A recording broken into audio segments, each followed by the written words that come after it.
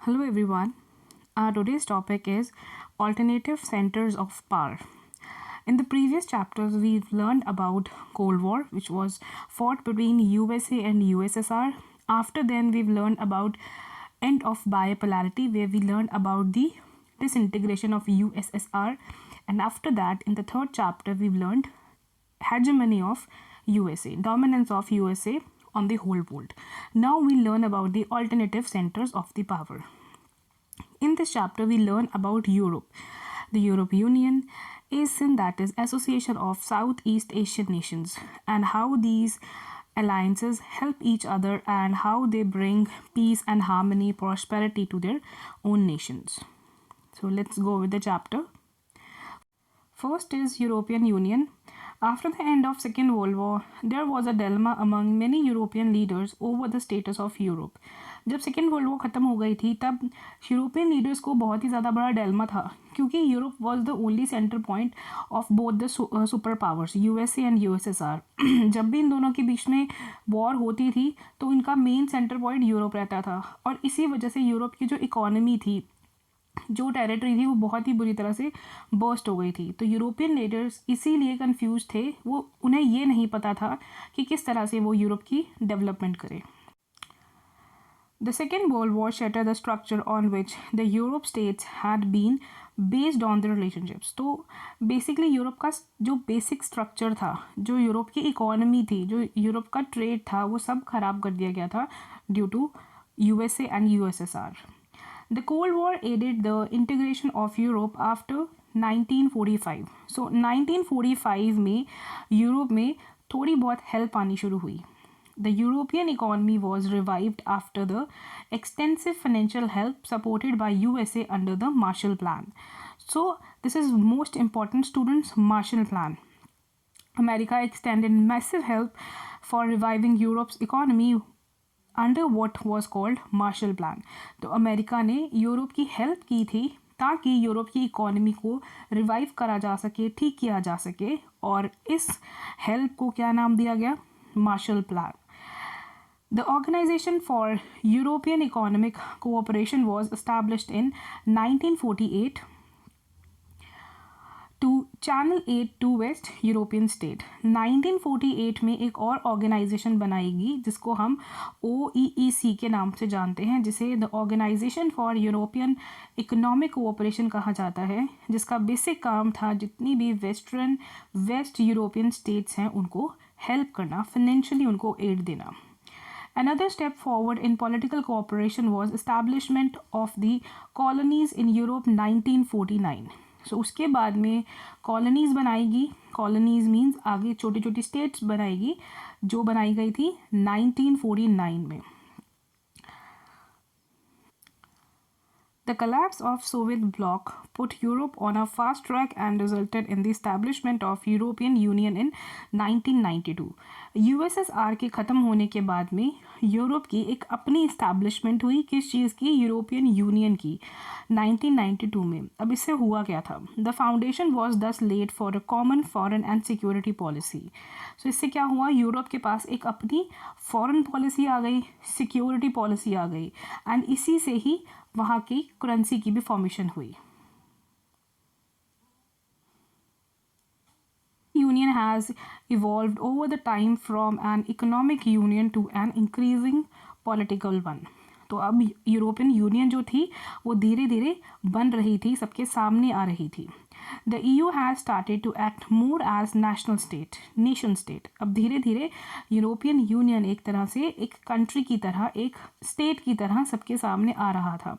While the attempts to have constitution for the EU have failed, it has its own flag, anthem, founding date and currency.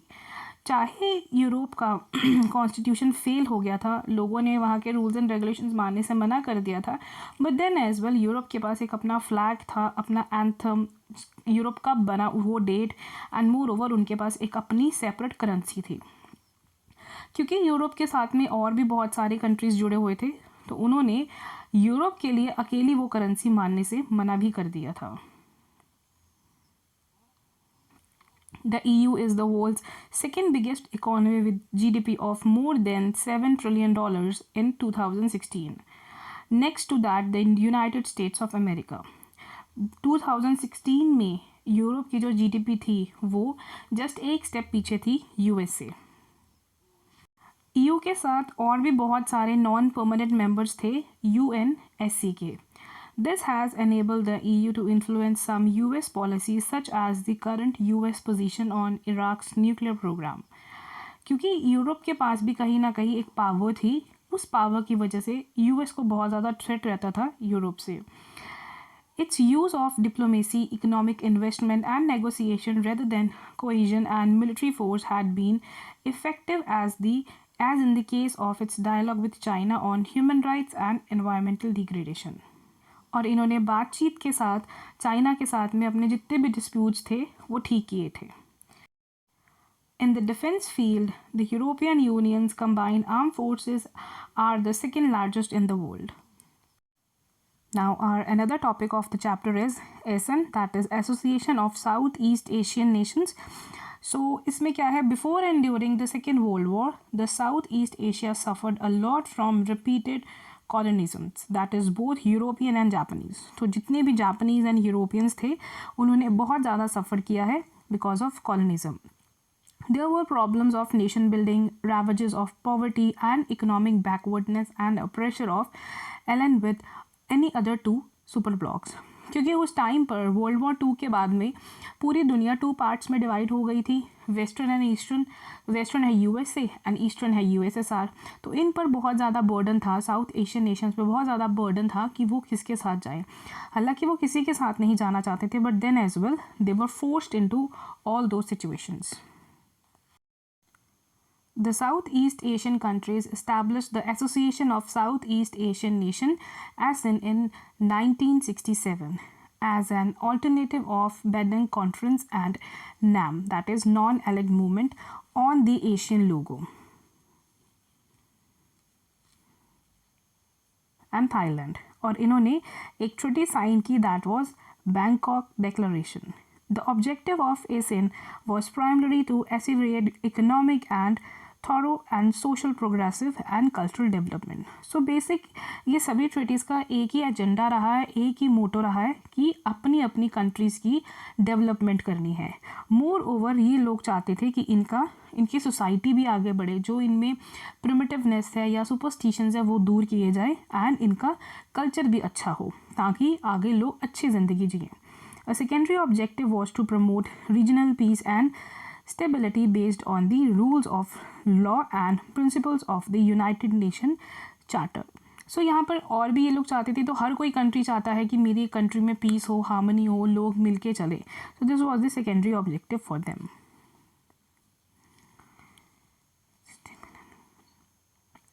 Students, this is the emblem of ASEAN. So यहाँ पर 10 stakes है, 10 lines हैं। Centre में आप देखिए ये yellow colour की 10 lines हैं। इन्हें क्या कहा जाता है? The 10 stacks of paddy. Paddy means rice. तो ये बताती हैं बॉन्ड ऑफ 10 कंट्रीज़ जो कि ASEAN के साथ में है। एंड जो बाहर ये सर्कल है वो बताता है unity, that symbolises the unity of ASEAN. So I'll go with the text again.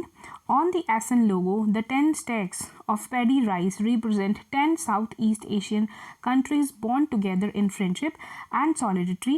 The circle symbolizes the unity of ASEAN. So ये जो 10 lines है ये क्या हमें बताती है? जो वो 10 कंट्रीज़ जो ASEAN के साथ में कॉन्ट्रैक्ट में है उनके बॉन्ड के बारे में, उनके फ्रेंडशिप के बारे में। एंड सेकेंडली ये सर्कल हमें बताता है उनकी यूनिटी के बारे में। Also is given in our books as well in the bottom right. So this is the ASEAN flag. In the ASEAN logo, the 10 stakes of paddy, that means rice, represent the 10 Asian countries bound together in friendship and solidarity. The circle symbolizes the unity of ASEAN. So let's go with the text again. In 2003, ASEAN moved along the path of the EU by agreeing to establish an ASEAN community comprising 3 pillars, namely. So अब यहाँ पर ASEAN ने क्या किया? कुछ comprise किया। क्या comprise किया? ASEAN comprises In 2003, ASEAN moved along the path of EU by agreeing to establish an ASEAN community comprising 3 pillars. तो यहाँ पर अब ASEAN ने आगे कुछ डेवलपमेंट का सोचा, अपने 3 पिलर्स लॉन्च किए. 3 पिलर्स मीन्स 3 और चीज़ें लॉन्च की जहाँ पर वो कम्युनिटी के लिए काम करेंगे. So first was security community, second economic community and the ASEAN socio cultural community. So पहला था इनका pillar. First was the security, second economy, and third socio-cultural.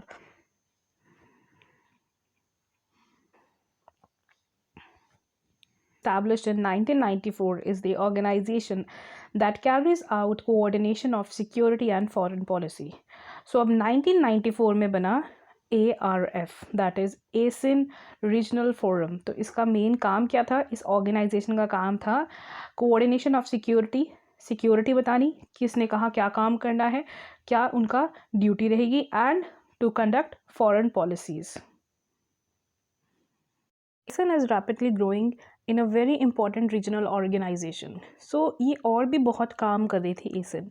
जैसे कि thus ASEAN has mediated the end of Cambodian conflict, the East Timor crisis, and meets annual to discuss East Asian cooperation. तो अपने countries में development piece के अलावा ये बाकी सब कंट्रीज़ में भी उनके कन्फ्लिक्ट्स को सॉल्व कर रही थी. Students, there is an image on page number 58. Have a look on it. Leaders release postal stamps to commemorate Silver Jubilee of India and ASEAN partnership in New Delhi on January 25, 2018. सब 2018 जनवरी 25 में क्या हुआ था? Silver jubilee मनाई गई India की and ASEAN partnership की. और उस टाइम पर क्या रिलीज़ किया गया? पोस्टल स्टैम्प्स रिलीज़ किए गए. Now moving to the another topic of the chapter, the rise of Chinese economy, and this is the important part of our chapter. The third major alternative center of power and our immediate neighbor China. अब China की economy कैसे बनी? China's economic success since 1978 has been linked to rise a great power. So अब China की development कब शुरू हुई थी? चाइना की इकोनॉमी कब बननी शुरू हुई थी? 1978 में. It is projected to overtake the US as the world's largest economy by 2040. After the inception of the People's Republic of China in 1949, following the Communist Revolution under the leadership of Mao, its economy was based on Soviet model. So, Republic of China कब बना? 1949 में. अब वहाँ पर politics किस तरह की है? कम्युनिस्ट है. फर्स्ट लीडर कौन था वहाँ पर?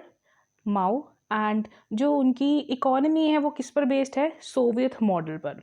सोवियत मॉडल कहने का मतलब है कि उनकी जो रूलिंग पार्टी है वो क्या है? कम्युनिस्ट है. कम्युनिस्ट मीन्स एक ही लॉ को फॉलो करती है.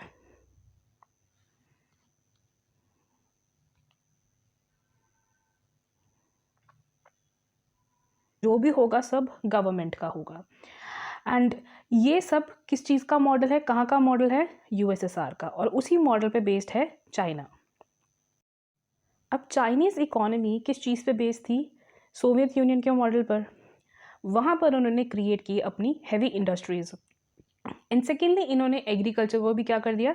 कमर्शलाइज कर दिया. अब कमर्शलाइज मीन्स कि सब्जियाँ बेचनी शुरू कर दी. अब इनको ख़रीदनी थी वर्ल्ड मार्केट से टेक्नोलॉजी एंड गुड्स, बट इनके पास फंड्स कम थे. तो उसके लिए उन्होंने क्या किया? अपने ही गुड्स को डोमेस्टिकेट कर दिया, खुद ब खुद यूज़ करना शुरू कर दिया ताकि वहाँ से ये फंड्स जनरेट कर सके. अब ये जो मॉडल है ये क्या अलाउ करता है चाइना को? अपनी इंडस्ट्री अपने स्केल पर ये बेस कर सके. इससे क्या फ़ायदा होगा? कोई भी पर्सन वहाँ पर अनएम्प्लॉयड नहीं होगा. सोशल वेलफेयर होगा. जितने भी सिटीज़न हैं चाइना में रहने वाले वो एक डेवलप कंट्री में रहेंगे, ना कि डेवलपिंग कंट्री में. कंट्री की एनुअल इकोनॉमी है वो 5 to 6% इंक्रीज़ होगी. The similar crisis like USSR was to be faced by China too. Its industrial production was not growing fast enough, the international trade was minimal and per capita income was very low. So China ने भी वो time देखा है जो USSR ने देखा है. जिस तरह उनकी इंडस्ट्रियल इकोनॉमी कोलैप्स हुई थी उस तरह चाइना की भी हुई थी. इकोनॉमिकल आइसोलेशन की वजह से यूएसए के साथ साइन की थी, वो 1972 में सब डिसॉल्व कर दी, सब ख़त्म कर दी, एंड टेक्नोलॉजी को बाहर से मंगवाया जाएगा। अब क्योंकि चाइना ने भी वो टाइम देखा है जो यूएसएसआर ने देखा है, बट चाइना शॉक थेरेपी में नहीं गया, बल्कि उन्होंने अपनी economy step by step generate की। The privatization of agriculture in 1982 and followed by the privatization of industries in 1998, and trade barriers were eliminated in the special economical zones. और इसी बात से पता चलता है कि चाइना ने अपनी economy step by step develop की है, एंड इसी वजह से, इसी पॉलिसी की वजह से, या इसी हम बोल सकते हैं प्लान की वजह से, चाइना का जो इंडस्ट्री और एग्रीकल्चर है बहुत ही हायर रेट पे डेवलप हुआ है। China has become the most important destination for foreign direct investment. Anywhere in the world, it has large foreign exchange reserves that now allows to make a big investment in other countries. So इसीलिए इन्हीं policies और इन्हीं developments की वजह से China क्या है, सबसे बड़ा इन्वेस्टमेंट डेस्टिनेशन है। और FDI फॉरेन डायरेक्ट इन्वेस्टमेंट कहाँ ज़्यादा होती है, सबसे ज़्यादा कहाँ होती है, चाइना में होती है। क्योंकि चाइना में डेवलपमेंट बहुत फास्ट हो रही थी, टेक्नोलॉजी का बहुत ही ज़्यादा इस्तेमाल किया जा रहा था, तो वहाँ पर अनएम्प्लॉयमेंट भी बहुत ज़्यादा राइज हो रही थी। Unemployment has risen in China with nearly 100 million people looking for jobs. Female employment and condition of work are as bad as in Europe in 18th and 19th centuries. So females के लिए तो working condition और भी worse थी, क्योंकि technology थी, industries थी, तो डेफिनेटली इन्वायरमेंट को भी बहुत नुकसान पहुंचेगा ही। Environmental degradation and corruption have increased besides the rise in the economy, inequality between rural and urban residents and coastal and island provinces. तो जिस तरह से डेवलपमेंट हो रही थी, जिस तरह से लोग अमीर हो रहे थे, उसी तरह से एनवायरमेंट का भी एंड जो वहाँ की पब्लिक थी उनका मेंटल लेवल भी ख़राब हो रहा था। जो लोग गाँव में रहते थे, रूरल एरियाज़ में रहते थे, उनको लोअर क्लास माना जाता था as compare to the urban ones. Now picture is there and there is an image of cycle on which there is a symbol. First symbol is of the Communist Party and second is of the dollar. But here it's written that as the China is the biggest user, that is why demonstrated this image like this. So अब यहाँ पर हम देखते हैं communist party का जो symbol है वहाँ पर क्या क्या चीज़ें यूज़ की गई हैं। So this thing is hammer and this thing is sickle. So this represents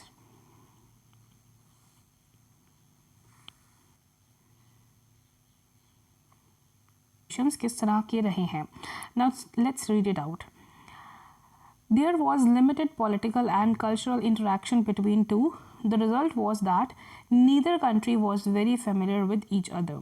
In 20th century, the both nations confronted each other. They had some difficulty involving a foreign policy to deal with each other. After India regained its independence from Britain and China expelled the foreign powers, they both were expected that they may shape their future. There was also a slogan on Hindi चीनी भाई भाई. So यहाँ से ये पता चल रहा है कि दोनों कंट्रीज़ के बीच में कभी इंट्रैक्शंस ही नहीं हुई हैं, दोनों एक दूसरे से फैमिलियर ही नहीं है। 20th सेंचुरी में दोनों के कुछ फॉरेन पॉलिसी को लेकर प्रॉब्लम हुई थी, बट वो रिजॉल्व हो गई। लगता था लोगों को कि मे भी कभी फ्यूचर में इंडिया और चाइना इकट्ठे होंगे, क्योंकि एक स्लोगन बहुत पॉपुलर हुआ था हिंदी चीनी भाई भाई, बट ऐसा कुछ हुआ नहीं। Moving to the next column, China और इंडिया को लेकर मिलिट्री कॉन्फ्लिक्ट्स बहुत ज़्यादा रहते हैं। बेसिक इनका डिस्प्यूट रहता है बॉर्डर को लेकर। Differences arising from Chinese take over of Tibet in 1950। So 1950 में सबसे बड़ी प्रॉब्लम हुई चाइना एंड इंडिया के बीच में कि चाइना ने तिब्बत पर कब्जा कर लिया, and the final settlement of sino Indian border. China and India were involved in border conflicts in 1962 over competing territory claims, principally in Arunachal Pradesh and in Ladakh as well. सो ये जो China और India का dispute चल रहा है borders को लेकर कब से हो रहा है 1962 से. Diplomatic relations between two countries were downgraded until 1976. In China, political leadership from mid to late 70s. So बहुत कोशिश की गई इंडिया और चाइना की जितनी भी प्रॉब्लम्स हैं उनको रिजॉल्व करने की, बट ऐसा कुछ हुआ नहीं अभी तक. It was prepared to put off the settlement of issues while improving relationships with India. A series of talks to resolve the border issue was also initiated in 1981. 1981 में कोशिश की गई थी, but let's go with the thing. ऐसा कुछ हुआ नहीं. क्यों नहीं हुआ? Because of the different thinking levels, because of different understanding levels. Since the end of Cold War, there have been significant changes in India and China relationship. Their relationship now have strategic as well as economic dimensions. क्योंकि दोनों trade इकट्ठे करते हैं, India में China का सामान बहुत ज़्यादा सेल होता है, तो इस वजह से कहीं ना कहीं इन दोनों में कुछ रिलेशन है, एंड वो हम बोल सकते हैं ओनली एंड ओनली ट्रेड की वजह से है. Both view themselves as rising powers in global politics. So हर एक कंट्री राइज करना चाहता है, टॉप पे आना चाहता है, अपनी हेजेमनी बनाना चाहता है. सो दोनों इंडिया और चाइना भी इसी चीज़ के लिए compete कर रहे हैं, and both would like to play a just a second students a major role in Asian economy and politics. तो दोनों ही चाहते हैं एशियन इकोनॉमी एंड पॉलिटिक्स में अपना सबसे आगे आना. राजीव गांधी ने ट्राई किया था. Rajiv Gandhi visits to China in December 1980 and try to improve the relationship between India and China.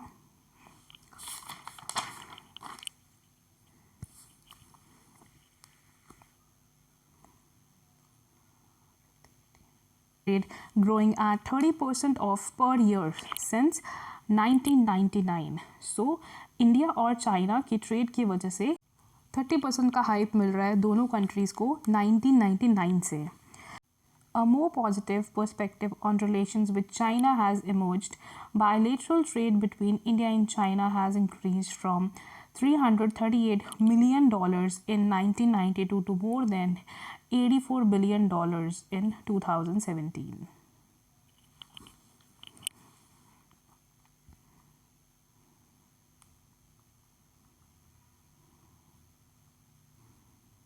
Trade भी बहुत अच्छे से इंक्रीज़ किया है. जो इनकी ट्रेडिंग 1992 में थी उससे बहुत ज़्यादा 2017 में है.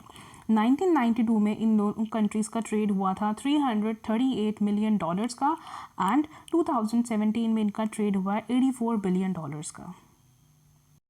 दोनों कंट्रीज़ ने ग्लोबल लेवल पर कुछ इकोनॉमिकल पॉलिसीज़ को साइन किया है इकोनॉमिकल इंस्टीट्यूशंस के अंडर, जैसे कि WTO. इंडिया ने जब न्यूक्लियर टेस्टिंग की थी 1998 में, वहाँ कुछ थ्रेट दिखा था चाइना की तरफ से, और ये भी सच है कि चाइना पाकिस्तान की हेल्प कर रहा है न्यूक्लियर प्रोग्रामिंग में.